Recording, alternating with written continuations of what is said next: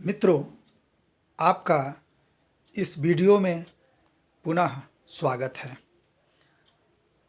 आज मैं आपके सामने बोर्ड परीक्षा में जो महत्वपूर्ण प्रश्न 2 अंक स्तरीय पूछे जाते हैं, उन महत्वपूर्ण प्रश्नों को आपके सामने रख रहा हूं।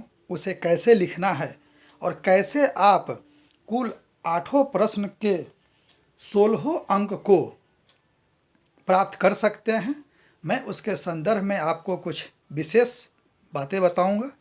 यह प्रश्न ऑनलाइन जो बिहार विद्यालय परीक्षा समिति के द्वारा अपलोड किए गए हैं प्रश्न, उनमें से सिलेक्ट है और कुछ जो इसके पहले पूछे गए हैं उन प्रश्नों का संग्रह आपके सामने प्रस्तुत है और उसे लिखने का तरीका भी आपको मैं बता रहा हूं, जिससे आप पूर्ण अंक प्राप्त कर सकते हैं।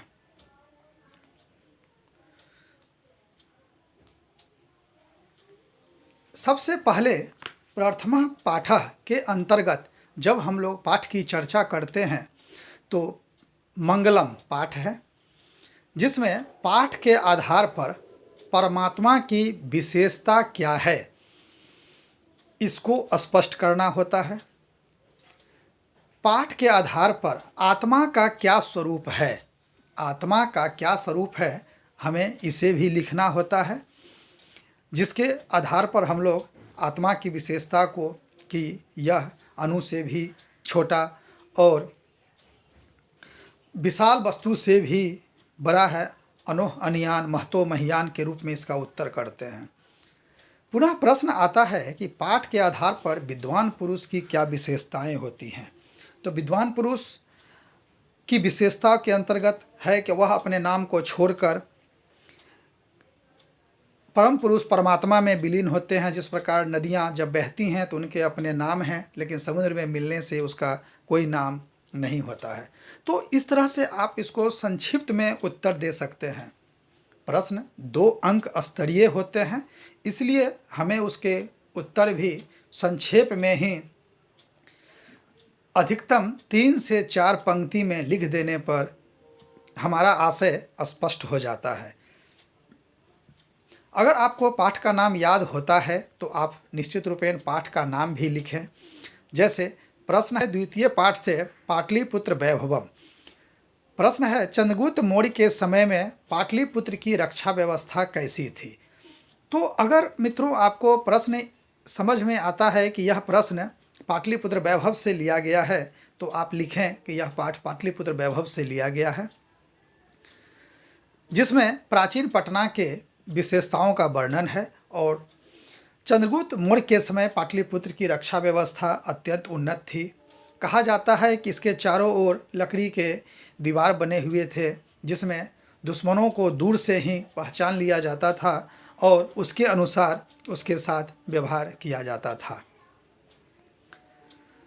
आप इतना लिखते हैं तो आपका यह आशय स्पष्ट हो जाता है और आपको पूर्णतः 2 अंक दे दिए जाते हैं। आपके उत्तर सही होते हैं तो वर्तमान जो जांचने की पद्धति है, उस पद्धति में आपके एक भी अंक नहीं काटे जाते हैं और आपके कुल 2 के 2 अंक दे दिए जाते हैं। हमेशा आप ध्यान रखेंगे कि कॉपी की दाहिनी ओर जो यह लकीर खींचा होता है, आप उसके दाहिने तरफ कोई भी छेड़छाड़ न करें। आप हमेशा अपने बाईं ओर चौथाई छोड़कर उसमें लिखें। वहीं पर प्रश्नों के अंक भी 1, 2, 3, 4 आदि डालें।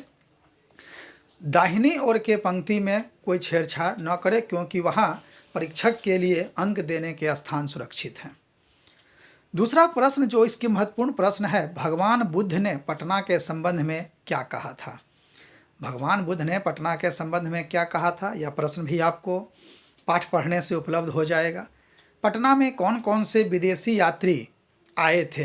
तो पटना में जो विदेशी यात्री वेन्सान, इत्सिंग, मेगास्थनीज आए थे, उनके नामों की आप चर्चा करें। साथ ही पटना के जो दर्शनीय स्थल हैं, कौन कौन से दर्शनीय स्थल हैं, उसकी चर्चा आप निश्चित रूप से करें, वो भी संक्षिप्त में करें। जैसे गोलघर, गांधी मैदान, म्यूज़ियम, गुरुद्वारा, गांधी सेतु पुल, तारामंडल, ये सब वहाँ के महत्वपूर्ण स्थल हैं। आप इसकी चर्चा करें, आपको पूर्ण अंक प्राप्त हो जाते हैं। इस तरह आप प्रश्न के मूड को ध्यान में रखें और आप अपने उत्तर को प्राप्त कर सकें हैं। यह स्पष्ट है कि जो प्रश्न मैं आपके सामने दे रहा हूँ, इसी में से आपके 16 प्रश्न आएंगे और आप इनमें से किसी भी 8 प्रश्न को सिलेक्ट कर सकते हैं। तीसरे पाठ से प्रश्न है अलस कथा। अलस कथा पाठ का संदेश क्या है? अलस कथा पाठ से हमें क्या संदेश मिलता है? आप इस प्रश्न को तैयार कर लें। अलसशाला में आग क्यों लगाई गई? अलसशाला में आग लगाने का क्या कारण था? आप इसकी तैयारी करें। प्रश्न जो अंदर से आते हैं, वीरेश्वर कौन थे? वीरेश्वर कौन थे? वह कहाँ के मंत्री हैं? तो आप भी जानते हैं कि वीरेश्वर मिथिला के मंत्री थे और अत्यंत दानी थे, जो अलसशाला में गरीब और निर्धनों के लिए खाने की व्यवस्था किए थे। अच्छा, इसका एक महत्वपूर्ण प्रश्न है विद्यापति का परिचय, जो जनरली आपको पाठ पुस्तक में नहीं मिलता है। लेकिन आप ध्यान रखेंगे कि जहाँ अलस कथा पाठ प्रारंभ है, उसके ऊपर जो परिचय है, उसी परिचय में विद्यापति का भी परिचय दिया हुआ है कि यह एक मैथिल कवि थे। मैथिली भाषा में इनकी पकड़ बहुत मजबूत थी। जितनी मैथिली भाषा में पकड़ मजबूत थी, उतनी ही इनकी पकड़ हिंदी में भी और संस्कृत में भी थी, जिसमें आलस्य के दुर्गुण का इन्होंने उत्कृष्टता से परिचय दिया है। आप इस तरह अपने उत्तर को लिख सकते हैं। चतुर्थ पाठ, संस्कृत साहित्य के संवर्धन में महिलाओं की क्या भूमिका है? संस्कृत साहित्य के संवर्धन में महिलाओं की क्या भूमिका रही है, उसे आपको लिखना है। दूसरा प्रश्न है, संस्कृत में पंडिता क्षमा राव के क्या योगदान हैं, उनको बताना है, जो पाठ के अंतिम भाग के अंतिम पैरा में दिया हुआ है।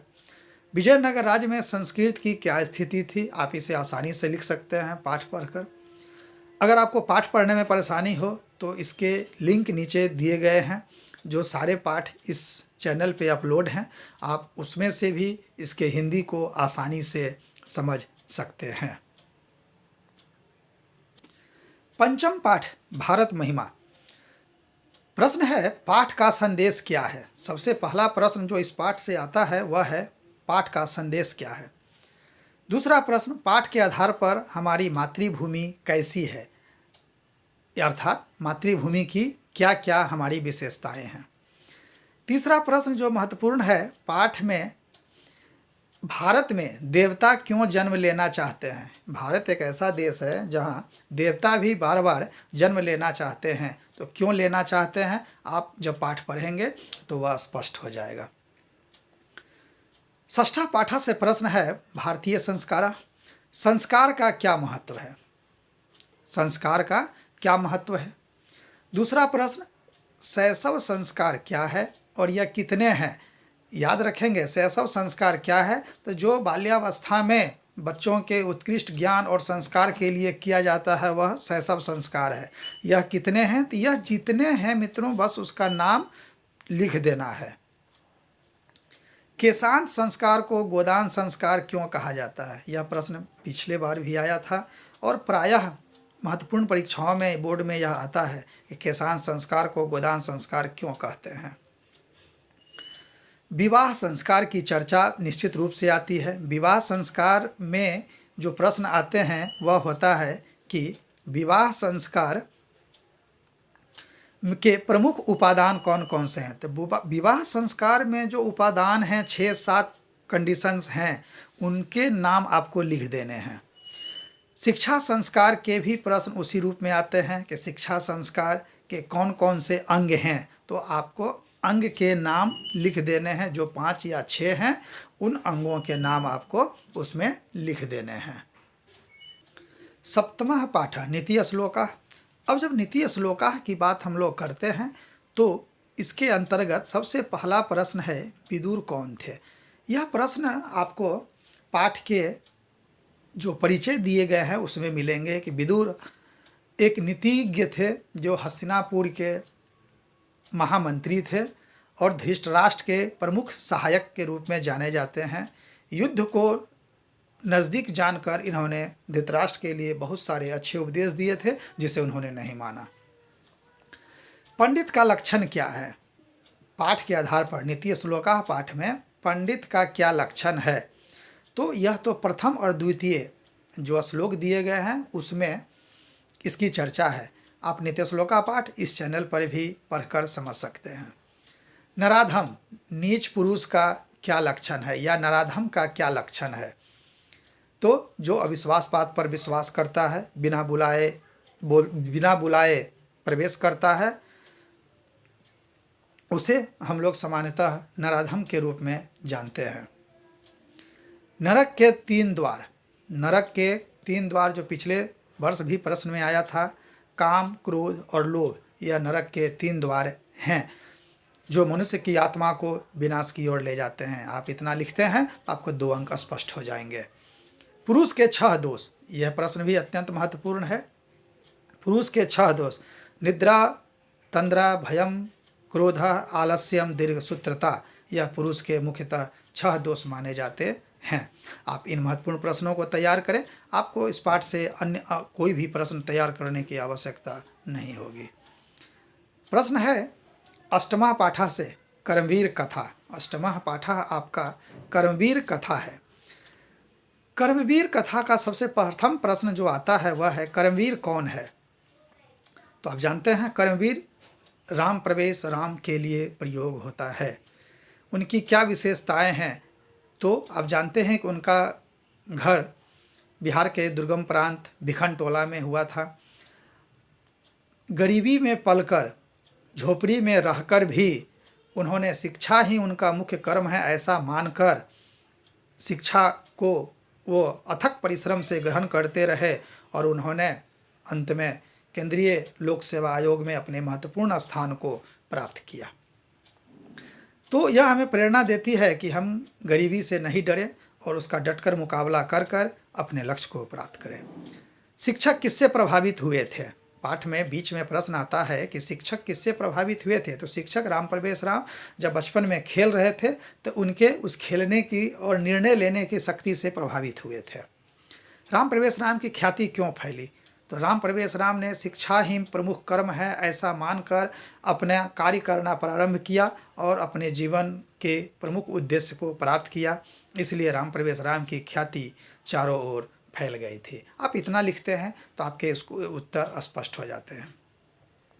आप अगर इस चैनल पर पहली बार हैं तो आप सब्सक्राइब करें, इससे कि आपको इसमें से जो और भी उत्तर समझ में नहीं आएंगे, आप इसके बाद जो वीडियो अपलोडेड होंगे उसमें आपको इसके उत्तर मिल जाएंगे और आप आसानी से अपने उद्देश्य को, अपने अंक को प्राप्त कर सकते हैं। 9वां पाठा स्वामी दयानंद। स्वामी दयानंद से जो प्रश्न आते हैं, दयानंद का परिचय। सबसे पहला प्रश्न जो सीरियल रूप में आता है वह है दयानंद का परिचय अपने शब्दों में दें। दूसरा, मध्यकाल की कुरीतियाँ कौन कौन सी थी? तो आप जानते हैं मध्यकाल में यह उत्तर जल्दी नहीं मिलता है। तो मध्यकाल की कुरीतियाँ थी बाल विवाह, विधवा की बुरी स्थिति, समाज में स्त्रियों की दशा, शिक्षा में समस्याएं, ये सारी मध्यकाल की कुरीतियाँ थी। स्वामी जी को मूर्ति पूजा से अनास्था क्यों हुई? क्यों स्वामी जी ने मूर्ति पूजा करना छोड़ दिया? तो आप जानते हैं कि जब इनके यहाँ शिवरात्रि का पर्व हो रहा था और एक चूहा शिव के विग्रह पर चढ़कर उन पर चढ़ाए गए प्रसाद को खा रहा था, तो इनके मन में आया कि जब यह प्रसाद विग्रह अपनी रक्षा नहीं कर सकता है तो हम इसकी पूजा क्यों करें, और इस तरह उनके मन में अनास्था हो गई थी। स्वामी दयानंद के सुधार। स्वामी दयानंद ने क्या क्या सुधार किया, इस चीज़ की चर्चा आती है। अच्छा, जब स्वामी दयानंद पाठ में हम चर्चा करते हैं तो सत्यार्थ प्रकाश को नेगलेक्ट कर नहीं सकते हैं। सत्यार्थ प्रकाश इनके द्वारा लिखी किताब है। जो ऑब्जेक्टिव में भी क्वेश्चन आता है कि किस भाषा में है, तो यह हिंदी भाषा में लिखी हुई पुस्तक है। इस पाठ में एक अन्य प्रश्न है आर्य समाज। आर्य समाज के टॉपिक को आप न छोड़ें, आप निश्चित रूपेण उसे देख लें कि आर्य समाज क्या है।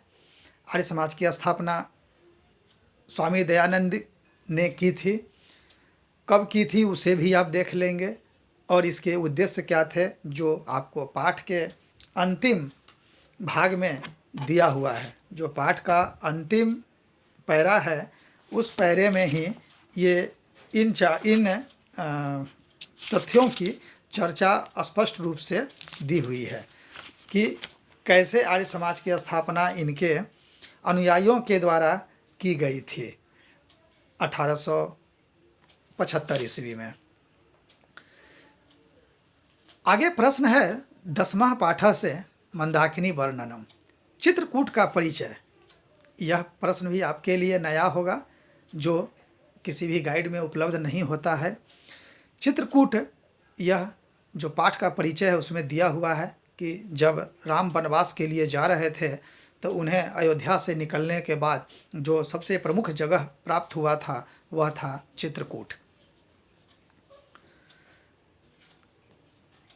कालिदास का परिचय, यह तो सामान्यतः कवि परिचय हमारे प्रिय लेखक के रूप में भी हमें परीक्षाओं में आता है, लेकिन यहाँ कालिदास का परिचय इस पाठ के आधार पर देना है कि इन्होंने रघुवंश महाकाव्य की रचना की है और उसी के 95वें सर्ग से यह मंदाकिनी वर्णन लिया गया है जो अनुष्टुप छंद में लिखा हुआ है।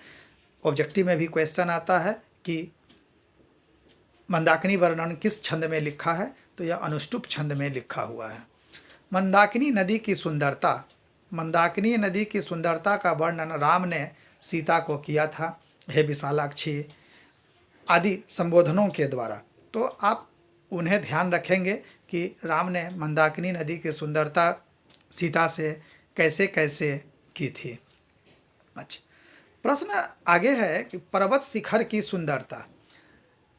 आपने उस पाठ में यह भी पढ़ा होगा कि राम ने पर्वत शिखर की सुंदरता का चित्रण सीता से किया था कि हे सीते, यहाँ के पर्वतों को देखो।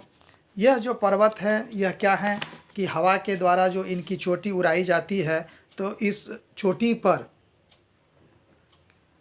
चोटी जो है हवा की दिशा में उड़ते हुए दिखाई पड़ते हैं, जो किसी के भी मन को अपनी ओर आकर्षित करते हैं। यह पाठ भी आपको अपलोड मिलेगा इस चैनल पर, आप उसे भी एक बार अवश्य पढ़ लेंगे। एकादशः पाठ, जो नेक्स्ट लेसन है वह है व्याघ्र पथिक कथा। मित्रों, आप जानते हैं कि व्याघ्र पथिक कथा से हमेशा हर साल प्रश्न आता है। इसमें जो प्रश्न है हितोपदेश का परिचय। हितोपदेश का परिचय आप जानते होंगे। हितोपदेश की रचना नारायण पंडित ने किया है, जो 5 भाग में बटा हुआ है, जिसमें पशु पक्षी के माध्यम से समाज में और बच्चों को ज्ञान देने की चेष्टा की गई है। आप इतना लिखेंगे तो आपके उत्तर स्पष्ट हो जाएंगे, आपको 2 अंक प्राप्त हो जाएंगे। साथ ही ऑब्जेक्टिव के लिए भी आपको यह अत्यंत उपयोगी होगा। इससे बाहर एक भी प्रश्न नहीं आएगा, यह स्पष्ट है। लोभ का परिणाम क्या है? आप इस पाठ को जब आपने पढ़ा होगा तो आपको स्पष्ट हो गया होगा कि लोभ का क्या परिणाम होता है, कि अगर हम बिना सोचे समझे कार्य करते हैं और लोभ में पड़ते हैं तो हमारा अंत हो जाता है, हम जीवन की किसी उपलब्धि को प्राप्त नहीं कर सकते हैं। एक महत्वपूर्ण प्रश्न, पाठ से क्या शिक्षा मिलती है? इस पाठ से हमें क्या शिक्षा मिलती है? व्याघ्र पथिक कथा से शिक्षा क्या मिली आपको, आप इसकी चर्चा कर लेंगे। दान किसे कहते हैं? यह दान किसे कहते हैं प्रश्न है। इसका दूसरा भी प्रश्न आता है कि सात्विक दान क्या होता है? या तो दान किसे कहते हैं या तो सात्विक दान क्या होता है। तो इस पाठ के अनुसार जो आपने श्लोक पढ़ा होगा, दातव्यम इति यत दानं दीयते अनुपकारिणे देशे काले च पात्रे च तत् दानम सात्विकम विदु। अर्थात दान हमेशा देश, काल और पात्र को देखकर किया जाता है, जिसके पीछे कुछ ना कुछ कारण होता है। अगर इन चीज़ों को ध्यान में रखकर दान देते हैं तो वही दान सात्विक दान है या वही दान सफल दान होता है। तो इस तरह आपका उत्तर भी प्रश्न के साथ स्पष्ट हो जाता है। द्वादशः पाठः।